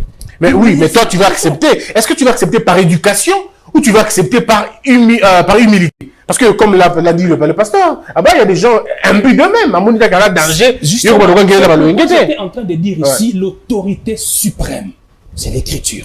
Très bien. Vous voyez, si Paul a pu résister à Pierre, qui était son aîné en tout, c'est à cause des Écritures. Il a tiré cette autorité des Écritures. Alors, on va terminer cette émission. Le tout dernier sujet va être encore un peu chaud, mais ça sera le tout dernier en tout cas. C'est au sujet de ce que vous prêchez et des pratiques qui sont faites à l'église. Je reviens vers vous, pasteur. Non, je commence par le docteur Bopé. Docteur, aujourd'hui, est-ce que vous êtes sincèrement choqué quand vous voyez certaines délivrances à la télévision? Tenez, un pasteur qui parle avec le diable, il parle avec Satan qui est dans le corps d'une femme. Caméra, bazo filmer, bazo monandenge mwasi abato libala, azo baluka na mabele, ainsi de suite. Tout le monde va pasteur, bazo lesa batu dongo, alambi dongo, ayenango, il faut lire. Tout le monde va pasteur, bazo ballon, azo beta badada, na chair, azo dribbler. Ceux qui ont dit, mais que seulement dribble, quoi. Et il paraîtrait que, esprit m'a besoin, on va un modèle, voilà. Malheureusement. Est-ce que ça te choque de voir ces choses? Oui. Mais pourquoi ça va te choquer? Il faut seulement enlever et le mot pasteur. Est-ce que c'est nouveau? Je dirais non. Ce qui est nouveau, c'est que le pasteur le fasse maintenant dans l'église. Mais les féticheurs le faisaient déjà. Parce qu'il faut reconnaître que l'église du Seigneur, Dieu lui-même l'a dit, est infiltrée par de loups ravisseurs. Et les loups ravisseurs détruisent le troupeau. Mais de l'autre côté, il y a de bons serviteurs qui ont été séduits parce qu'ils veulent faire le spectacle. Sortir l'argent de la poche à Moutou, par exemple. Voilà. Des montages pareils, ce sont des montages. Hein? C'est des montages? Mais ce sont des montages. Quand je te vois dans une chambre d'hôtel, et l'hôtel en question, et je vois la tache dans ta cuisse, ça c'est un montage? Non. Je parle de l'argent dans le poisson. Ok. Okay. Ça, ce sont des montages qui se font. Donc. Oui, dans la poche. Donc, aujourd'hui, l'américanisme du culte est en train d'amoindrir la puissance vraie des dieux. Parce que Dieu est jaloux. Dès lors que vous cherchez le remplaçant, les substituts, il s'écarte. Donc, ces pratiques-là, d'autres sont dans le but seulement d'impressionner, mais d'autres sont réellement de cultes, de faits étrangers qui sont infiltrés dans l'Église. Ça, c'est vrai. Nous voyons l'ésotérisme dans l'Église aujourd'hui. Alors, dans une question peut-être pour déranger, mais ça ne sera pas polémique, encore une fois, mais c'est juste pour savoir, pour vérifier. Est-ce que lorsque le pasteur, deux pasteurs, hein, je cite juste deux pasteurs. Pas de nom, donnez seulement leurs pratiques, parce qu'on parle de pratiques. Ah, ok, des pratiques, mais bon. Bon, ok, ça se passe sérieusement à limiter. Non, non, c'est bon. C'est bon. Mettons limité. Ça se passe à limiter. Ça se passe à limiter entre la première et la 15e. Vous êtes dans la même logique. Oui, dans la même logique. Je suis pas les noms. Les crapauds qui sortent dans le corps des gens. Le serpent qui sort dans le corps des gens. Des morts qui sont ressuscités. De l'argent qui se retrouve dans les téléphones des gens par M-Pesa. Où le Saint-Esprit communique le numéro de téléphone de quelqu'un. Où le Saint-Esprit dit à quelqu'un ton soutien est rouge et ton sous-vêtement est bleu. Et est-ce que c'est des pratiques approuvées par la Bible, approuvées par le Saint-Esprit? Le Saint-Esprit peut révéler le numéro de téléphone. Le Saint-Esprit, en agissant, peut faire sortir de corps dans les corps humains. Paul, en étant rencontré par Dieu, les écailles sont tombées de ses yeux. Mais ça n'a jamais été un système de vie. Je ne sais pas, à mon humble avis, quand on parle de crapauds qui sortent, il y en a eu combien de crapauds qui sont sortis? Vous pourriez me répondre comme journaliste bien d'investigation. Comment ça? Combien? Ouais, beaucoup, hein. Ah bon? Beaucoup, en tout cas, beaucoup. Parce que je sais, je n'ai vu qu'un seul. Qu'un seul crapaud. Un seul mais il y en a plein. Un seul lézard. Donc, ce sont des choses surnaturelles. Ah, toujours à limiter? Oui, à limiter. Entre première et mais là, vous dites rien, hein? Donc, il n'a pas cité les noms. Moi non plus, je n'ai pas cité les noms. Le Saint-Esprit, Dieu dans sa puissance peut le faire. D'ailleurs, c'est pas seulement à limiter. On a plusieurs témoins. Je connais des pasteurs dans le cas d'intercession. Vous priez, il y a des choses qui sortent. Donc, c'est prouvé. Là, bibliquement, oui, des choses peuvent sortir du corps humain. Très bien. Pasteur, avant on va terminer. Est-ce selon votre connaissance de la parole de Dieu, ces choses sont-elles approuvées par la Bible, par la parole de Dieu? Ok, je vais d'abord revenir dans la question qui a précédé celle-ci, quand vous avez posé la question au pasteur sur si le pasteur Dalo l'appelait pour l'interdire quelque chose, s'il va accepter ou pas. Vous savez, il y a des gens qui le font déjà. Moi, je connais des pères qui le font, des amis qui le font. Je prends le cas, je vais peut-être le dire, l'affaire pasteur Moïse. Moi, personnellement, j'ai appelé le pasteur Moïse pour comprendre un peu ce qui s'est passé. Il m'a expliqué le problème. J'ai appelé, je crois qu'il était sincère, il m'a expliqué ce qu'il ressentait et je pouvais sentir que j'avais affaire à quelqu'un qui était blessé, qui était mal dans sa peau à cause de ce qu'il avait appris. J'ai appelé, et puis peut-être beaucoup de gens ne le connaissent pas, c'est quelqu'un qui peut écouter. Qui est Moïse Billet? Oui, c'est quelqu'un qui peut écouter. Ici, je parle de mon propre témoignage. À chaque fois que je l'ai appelé, parce que j'ai besoin d'avoir sa version de fait, qu'est-ce qui se passe, pourquoi est-ce que tu es fâché, il essaye quand même de m'expliquer. J'ai été avec le pasteur Marcelo hier, il sera même encore aujourd'hui chez nous. On a eu le temps de parler sur la même affaire, il m'a expliqué le problème. Alors, qui a menti? Personne n'a menti. Je me suis retrouvé que j'avais affaire à deux personnes. Incompris. Oui. Non, il y avait une troisième personne. Je crois qu'il y avait une tierce personne. Il y a quelqu'un d'autre. Il y a une machine derrière. Qui a joué le jeu. Qui a joué le jeu pour mettre les deux personnes dans cet état. Je ne peux pas, moi, aujourd'hui, parlons avec le deux, j'ai les témoignages de l'esprit. Je parle avec le pasteur Marcelo, je le regardais dans les yeux, il m'expliquait. J'avais affaire à un enfant de Dieu qui regrettait sur un problème qui est arrivé. Vous voyez, j'ai parlé avec le pasteur Moïse, j'avais l'impression de parler avec quelqu'un qui avait mal, qui se sentait très blessé. Vous avez déjà parlé avec lui, regardez derrière vous? Non, jusque-là, non. Okay. Non, j'ai pas un problème avec lui. Ok, allez-y, continue.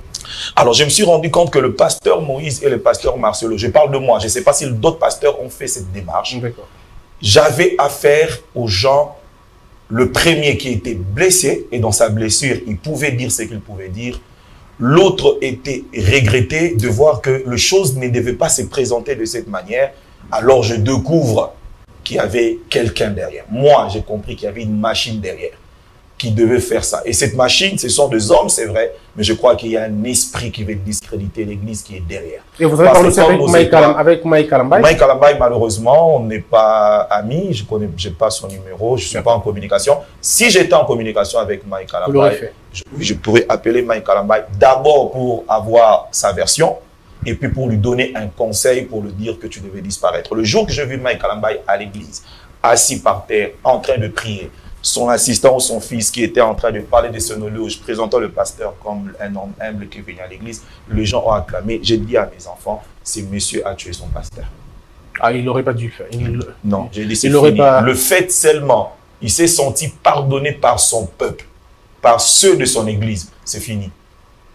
Il perd déjà cette culpabilité ou encore cette attitude qu'il avait de chercher d'abord Dieu, parce qu'il est déjà acclamé et accepté par le ciel. Je dis, ce monsieur, pas très longtemps, il va prendre le micro. Ah, je vous dis, il va arrêter sa prière. Il va prendre le micro. On connaît comment cette psychologie travaille. Et lorsque je ne l'ai pas vu prendre le micro, je l'ai vu faire la vidéo. J'ai dit à mes enfants, vous voyez, s'il a fait la vidéo aujourd'hui, demain il va prêcher. Il n'avait pas besoin de tout ça. Moi, le jour que j'ai appris ce qui s'est passé avec Mike Alambay, le matin, le dimanche, nous avons chanté la chanson Yo Zali Nzambe, Gombo na yo. Vous connaissez ça? Lilita etika lipo. Ah, d'accord. Masia soit c'est oui. Alors je disais à l'église avec de larmes, je dis comment est-ce qu'on peut perdre une telle personne? Mais vous ne l'avez pas perdu, c'est peut-être qu'il a sa faute. Non, j'ai dit comment est-ce qu'on peut perdre une telle parce qu'on l'a lapidé. J'ai dit non, un homme comme ça, il faut tout faire pour le gagner. Mais je ne sais pas comment entrer en contact avec lui. Pour d'abord lui exprimer d'abord que nous t'aimons, nous croyons en ton onction, mais nous croyons qu'avec ce qui est arrivé, regarde comment... Je vous donnerai ce coordonnées après. Mais même si vous me donnez son coordonnées, on n'a pas un lien d'amitié, est-ce qu'il va m'écouter, est-ce qu'il va me comprendre? Ça, on a parlé de... Pour rentrer maintenant... Comment on appelle ça? Délivrance, pour terminer cette émission. S'il vous plaît, oui. Donc déjà ici, je voulais vraiment profiter de cette occasion pour dire à tous ceux qui... Ma caméra est où? Les partout. Hein. Pour dire à tous ceux qui m'écoutent maintenant, frères et sœurs, église de ma ville, j'ai parlé avec le pasteur Moïse sur cette affaire. Je parlais avec le pasteur Marcelo. Je vous dis la vérité. Ces deux personnes gardent encore une nature d'enfant de Dieu, mais il y a une machine derrière. Il y a quelqu'un qui a créé cette histoire pour qu'on en arrive là. Très bien. Alors, et que Dieu pardonne ces gens et que le Seigneur restaure l'image de notre église. Délivrance, on termine. Êtes-vous d'accord avec ça? Juste une minute parce qu'on a terminé. Être d'accord sur des pratiques. Sur les pratiques. C'est ce qui se passe dans les églises. Bon, vous savez, le problème de la manifestation du surnaturel, on ne peut pas le cadrer. Le surnaturel reste le surnaturel. Ça relève de l'apanage de Dieu et de la liberté de l'esprit. Bon, la liberté de l'esprit, la souveraineté de l'esprit. Ce qui fait que c'est très difficile sur le plan doctrinal de dessiner ou de déterminer la manière dont le Saint-Esprit doit agir. Alors, Patrick, mais seulement, il y a un problème de choc en termes d'éthique et de morale. Si la manifestation de l'Esprit touche un peu tout ce qui est éthique, tout ce qui est moral, c'est à ce niveau-là, on peut dire que même si l'Esprit le fait, qu'on ne médiatise pas. C'est comme ça que, par exemple, dans d'autres églises, on ne peut pas accepter que sur le plan public, quelqu'un qui est dans les démons parle et puis on met le micro de quelqu'un. Il y a des églises où on ne peut pas accepter parce que l'homme, cet homme-là, cette femme-là a sa dignité. Tu ne peux pas faire le marketing de ton ministère au détriment de la dignité de quelqu'un ou de la personnalité de quelqu'un. Donc là, ça relève vraiment de l'éthique, ça relève de... Merci, Pasteur Abba. On termine avec vous, Pasteur Zanetti. Pasteur Zanetti, je vais poser cette question à Lingala. Crapaud avant d'amener la maille, tout le marécage, mais mais avant d'amener place on a bibo la quitté et vimba quitté pour que le comme physique et bima na procédé mort spirituel. Vous pouvez nous dire, je peux comprendre, mais nous avons un contrefacteur. Nous avons un billet, nous avons un bon oyo ya sala ki angote, na téléphone ya mutu topé na poche ya mutu. Comment nous avons Saint-Esprit à relaxer yo kaka tâche ya mutu na cuisse. Même au thème na été, jalousie na été, colina na été, makambo ya mabete. Est-ce que vous pensez que va procéder wana et la campagne de séduction pour nous avoir plus de bateaux, tout peut aller penza Saint-Esprit à ça va œuvre là. On a le bagina et bandela ah ok. Tous en a crise évangile l'église na biso. Parce que tenu ko sala makambo li banda évangile. Au moni yango Thomas Polo a est-ce qu'il n'a pas gagné dans la vie? Ce ne serait pas exagéré. C'est-à-dire, il a résisté à Pierre Atelemeli, voilà. Atelemeli. Atelemeli. Et ça, c'est un manque qui est respect. Non. Et ça, pour na makomi. Comportement aux anangoana, et zali enge bene na makomite. Nous sommes eko salema na ba église. Ba nzambe, et sengeli bozwa yango, botia yango à la lumière ya liloba nzambe. Tala les actes des apôtres. Tala église denge botami. Tala ba pratique aux salema dans les actes des apôtres. Ok, na ba épître, et sika o doctrine évandée. Ok, na épître. Est-ce que Makambouana ou Mouniang? Je ne suis pas venu ici pour faire des jugements de valeur. Ce que j'aimerais dire aux enfants de Dieu, le nene sabana nzambe zanini. Tozonga na makomi. Mais c'est na makomi ba eka eko yaki na nzambe sa Paul na makomi ona. Na makomi ona ba règle katanaki na makomi ona makile katanaka na même makomi ona kaka. Bato azoka poto atie na miso ya mutu. Mais na même makomi. Yeso azoka poto atie na miso ya mutu. Après ça, il y a un sous. Bon, tu as évité ce que ça qui sous, mais en tout cas, on a ça qui déjà. Tout ça contre miracle.